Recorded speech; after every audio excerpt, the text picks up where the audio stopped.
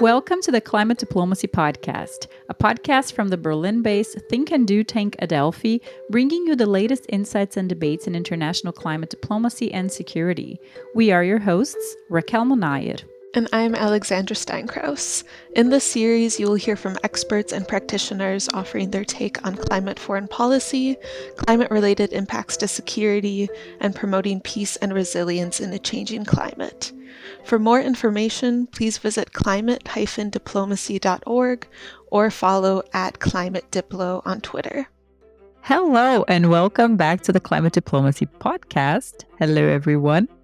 This will be another of those episodes in which Alex and I do a deep dive into an issue within the area of climate-related security.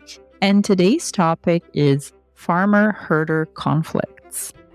If you work with climate, environment, development, humanitarian assistance, or adjacent areas in the Sahel or sub-Saharan Africa, you have certainly come across this particular type of conflict, which to a great extent shape the security dynamics of the region. And farmer-herder conflicts, they encompass so much in terms of cross-cutting issues that we felt it's an important topic to address in depth and maybe help also sidestep a few misconceptions.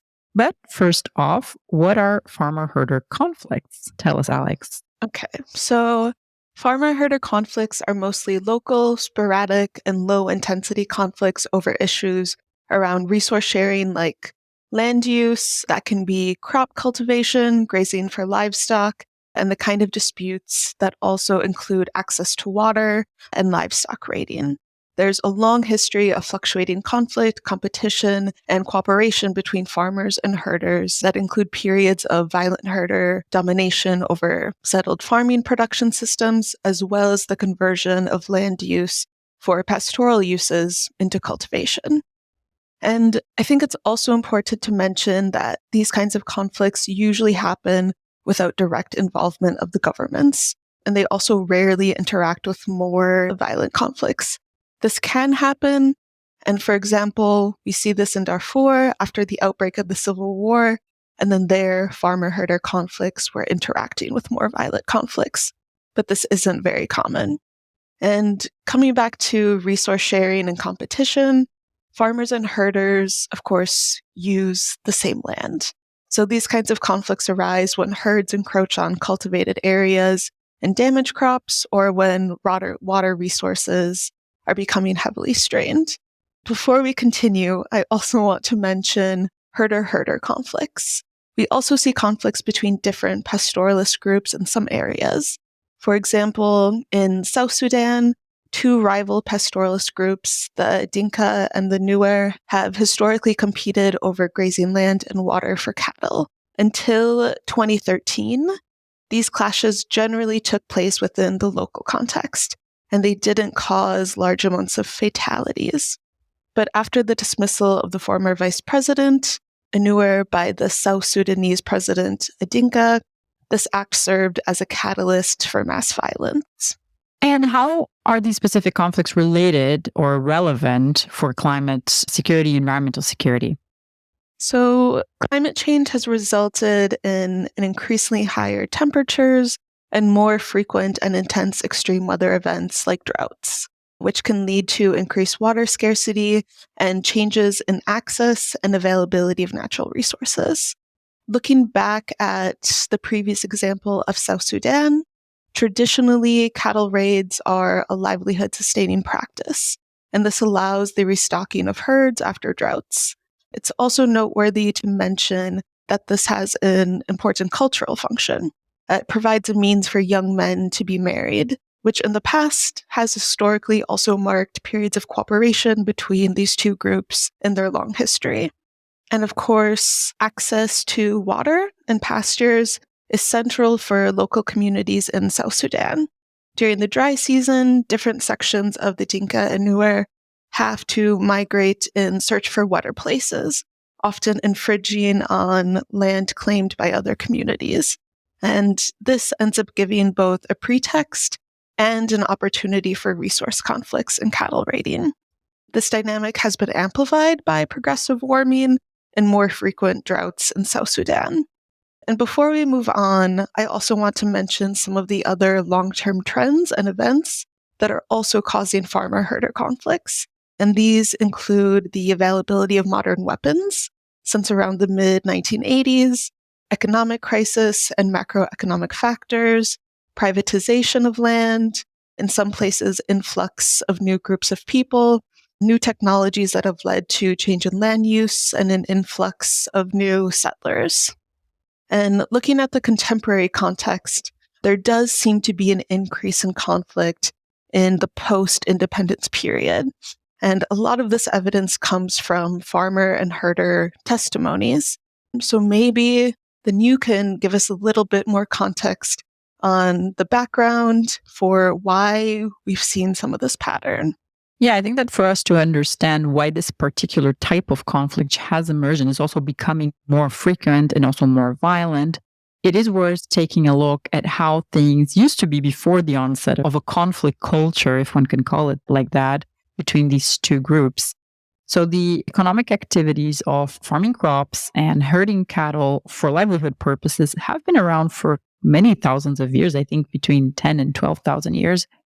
And the communities conducting these activities, they have lived side by side in the same regions and had also, we know that today, they had a symbiotic relationship with one another, even perhaps depending on one another to thrive. And by that, I mean that you have farmers managing land and soil, and through this management, making it more fertile, more moist, more overall viable for food production. And then you have, at the same time, cattle needing a constant supply of water and grass, but also leaving behind fertilizers, cleaning up the land, making it also more viable for farming, and also preventing forest fires. And just a bit of a side note here, because I think this doesn't come up enough. We know that cattle produces manure, right? So solid fertilizer, which can be really valuable for soil quality. But we don't speak a lot about the value and the use of cattle urine, which can also be used as a fertilizer and in some contexts even sprayed as pest control. So this is just a bit of a sidelight comment, but I thought it's important to talk about because we tend to focus a lot on how water intensive cattle can be, which is true. It is water intensive, but we kind of leave out of this equation the fact that the water being consumed is also being returned to nature, particularly when you're talking about traditional free-range cattle, right? This is not relevant at all for industrial cattle production because in those contexts, this concentration is pretty much toxic and a pollutant rather than good for nature. But just bringing in the fact that there is a symbiotic relationship between farmers and herders and how they have been supporting each other's livelihoods historically. Very interesting indeed. I have to say, I didn't expect on this Friday morning we'd be discussing cattle urine. But it's true. I had never really thought about this symbiotic relationship beyond this kind of one sentence of this exists, this is the relationship, but not how it actually works. But coming back to this main topic and the symbiotic relationship between herders and farmers, what went wrong? Yeah, amazing question.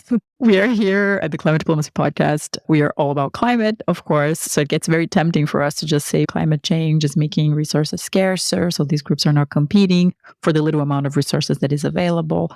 And it does make sense. It wouldn't be necessarily untrue because we do live under the pressure of a changing climate. Resources are in fact becoming scarcer. We know that. Population growth is something, I don't like to mention this all the time because I don't feel like we always should talk about how the population is growing. It's not like wherever the population is bigger, that's where more resources are used. It's actually not true because resources are mostly used in places where wealth is bigger, not where population is bigger. But we can't also oversee the fact that if you are already in a situation of scarcity and you have very fast population growth, and in the African continent, it is really the case that it is faster and larger than everywhere else in the world currently, the growth of the population. But I think we would be making a mistake to not acknowledge the elephant in the room, so the role that colonialism had in the region and how it has been also a driving force behind so many of the existing conflict dynamics in the region. And farmer-herder conflicts will certainly fall under this category.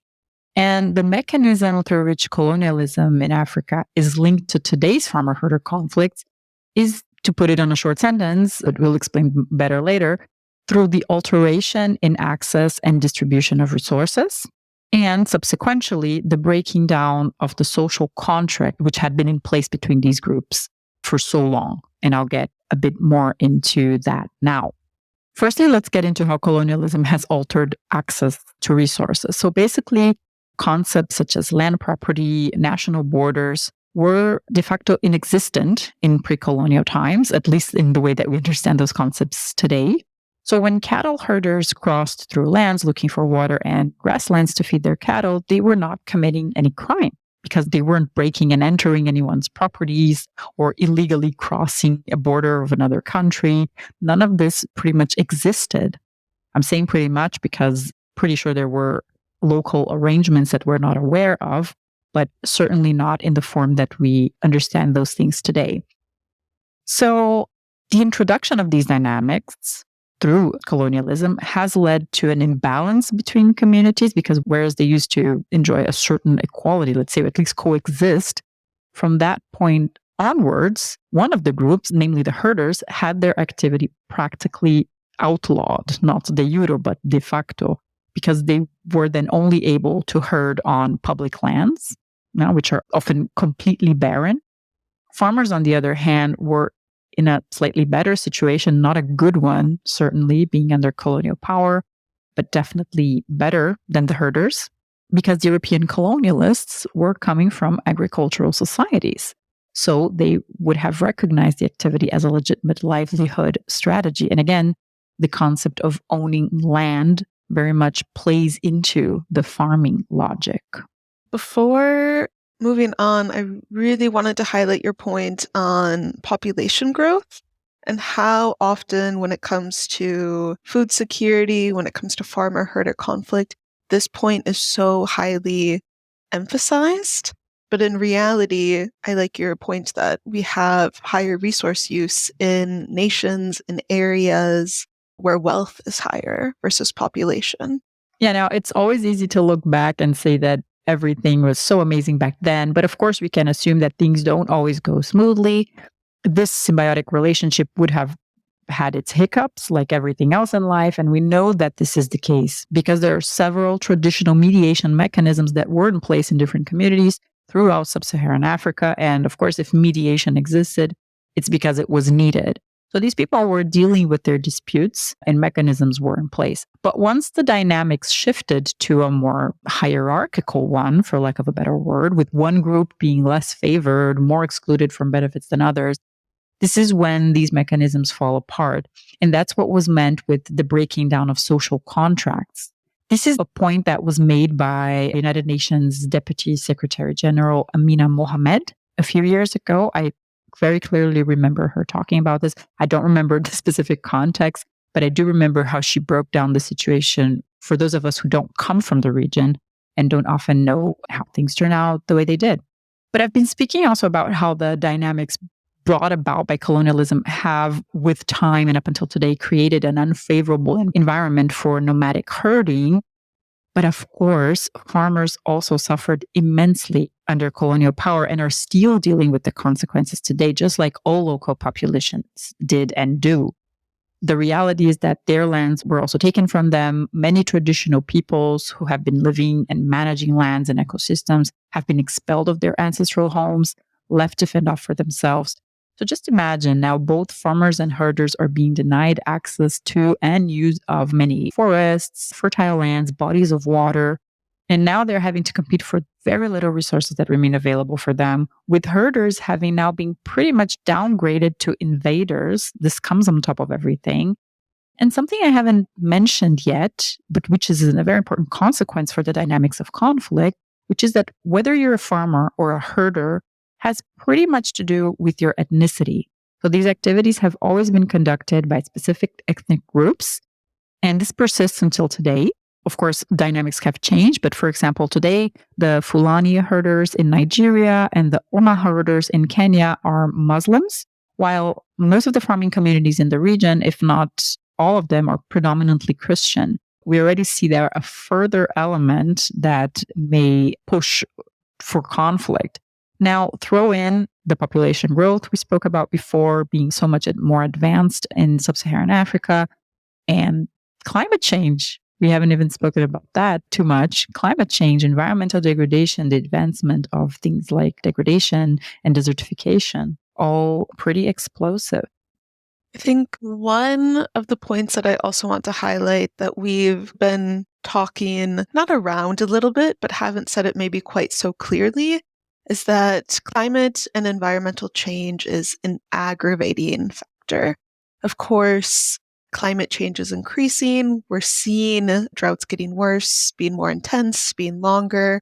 So it's certainly something that we need to be focused on because it's only going to become more and more of an issue. But we do often hear about it and often also speak about it as if it was an underlying factor. So like I said, I don't want to minimize the role of climate change, especially because it is growing. But often in all of these cases, conflict dynamics already existed. And even if climate change were to be fixed tomorrow, there would still not be an immediate sustainable peace. But it's really incredibly important that they're addressed together. For example, it's really important to act on intermediary factors to mitigate conflicts. Exactly. Like you said, we can't just count on climate change actually stopping, right? Or even the horrific impacts of colonialism that has had in Africa to be reversed overnight. That would be great.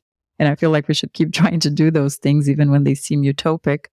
But we also have to act today concretely to mitigate risks and reduce also the chances of disputes turning into conflict. And when it comes to farmer-herder conflicts, there are a few specific entry points that can be taken. One is to address the lack of livelihood alternatives. So it's kind of like absolute dependence on a single livelihood strategy. It means that when it fails, violence becomes a valid option if there's no other alternative. If you need to make ends meet, you have a family to sustain, you might just say, okay, my livelihood failed. There is no alternative. I'm going to defend it or look for another one with violence so that it becomes a valid option. And we can't let that happen. This is something that needs to be tackled. And it requires consulting with the affected populations, of course, getting local, even national governments involved in planning and strategy. Ideally, the plan would be, of course, to ensure that both farmers and herders have an alternative path or a trade to follow. For example, when drought hits, things such as tapping into strategically placed reservoirs or organizing transhumance flows. We didn't speak about transhumance yet. Transhumance is slightly different than nomadic herding. Nomadic herding is more patternless, so to say. So nomadic herders, their move has less of a pattern, whereas transhumance would be a more organized flow following the seasons and also pretty much determined who moves where and when. This is much more organized when we talk about transhumance, but they're similar. And of course, this is not always possible. So governments must also have a backup plan, maybe be ready to provide aid in crisis situations and avert conflict. Very important and very concrete entry point is also to tackle recruitment to armed groups. And we know well now that there has been a lot of evidence pointing to the fact that non-state conflict actors like rebel groups, jihadists, armed groups, they actively recruit young males in these contexts of failing livelihood. So they come in, they tap into the grievances of people. And of course, if you're fighting for your survival, you are marginalized within your own society, and you often have to resort to violence to survive. You have grievances, understandably. So they come in, they tap into these grievances with promises of justice. They also tap into people's religious beliefs, offer a much more stable income than they have. And there you go. You have a lot of young males armed, enraged, and ready to perpetrate violence. So would their lack of livelihood be addressed? And would they be informed and educated about this danger? Perhaps you could reduce the rates of this happening. Another entry point, we hear this a lot, but it's a little bit more difficult one, pertains to early warning systems. Early warning systems require a lot of resources. They're technical, they're expensive, they need a lot of investment. So this is something that the international community can help because by providing these developing contexts with early warning systems, then the local populations and the governments together themselves can make use of this information themselves. So you don't need the interpretation and the action upon the information they receive through these systems can be done. So it's a form of empowerment. It's support and empowerment for the countries and the regions. I also want to bring in one of the recommendations from our Weathering Risk publication, Climate, Peace, and Security Assessment, Mali. So one of the recommendations in this report is to encourage agroecological, climate-smart, and conflict-sensitive practices by starting and expanding interventions and communications in order to improve security and livelihoods in sustainable and conflict-sensitive ways. And one of the ways that this can be done is through supporting farmers to improve self-sufficiency and soil productivity, including via community seed banks and investing in production of biofertilizers, herbicides, pesticides. And also a really important factor is through supporting dialogue channels for farmers to reach out and to communities affected by the use of chemical products to explore joint ideas for recompense and share information on alternative agroecological and climate smart processes. And it's really important to highlight that sharing information across identity groups on mutually beneficial farming techniques can also help create trust and build social cohesion between groups, as well as enhance climate resilience and food security. And that's one of the things, bringing in some of your points, talking about colonialism and the breakdown of social ties. There's also a way to build that back up.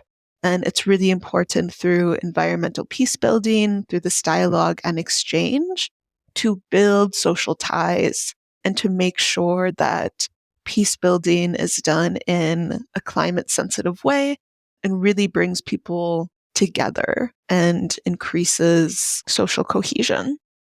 Some other peace building efforts that we can also highlight: greater investments and increased capacities in order to also minimize inherent competition over natural resources, which is one of the precursors mentioned to farmer-herder conflicts. One measure that can be taken is greater investments and increased capacities should be built on alternative feed and fodder resources. This will help minimize that. And one of the things we've also addressed throughout this episode is, of course, water resources, and those becoming more and more scarce due to climate change and due to population growth to a certain extent.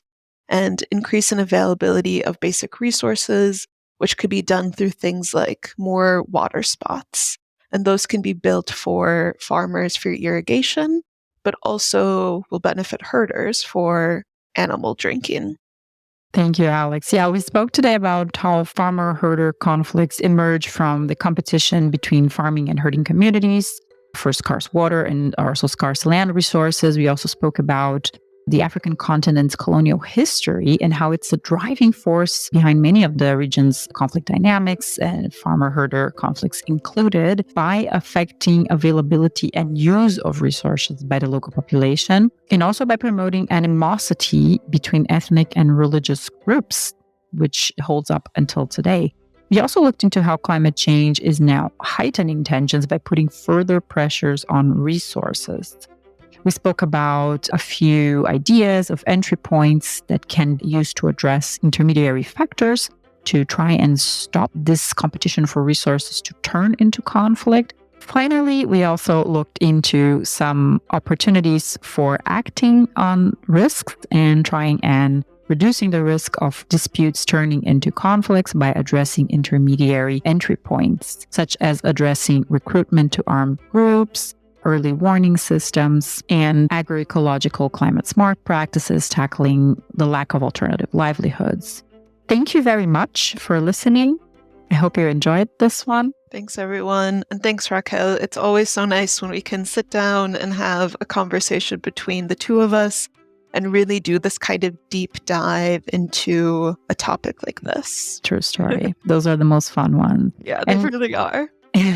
And for those of you who are maybe conducting research or you would like just to know more about farmer-herder conflicts, take a look at the Climate Diplomacy platform, climate-diplomacy.org. In the tab Case Studies, you find a map, and there are several farmer-herder conflicts that have been listed there that you can take a look into. The case studies are looked to in depth. So they have conceptual models, they have actor constellations, reconciliation attempts, and there's quite a lot there. If you're conducting research on this or would like to know more about, do take a look. We will also put a link below. Thanks, everyone. Thanks. This was the Climate Diplomacy Podcast. We will be back with another episode in a few weeks. Follow our latest updates on Twitter under Climate Diplo and also on LinkedIn. Thank you for tuning in, and until next time, goodbye.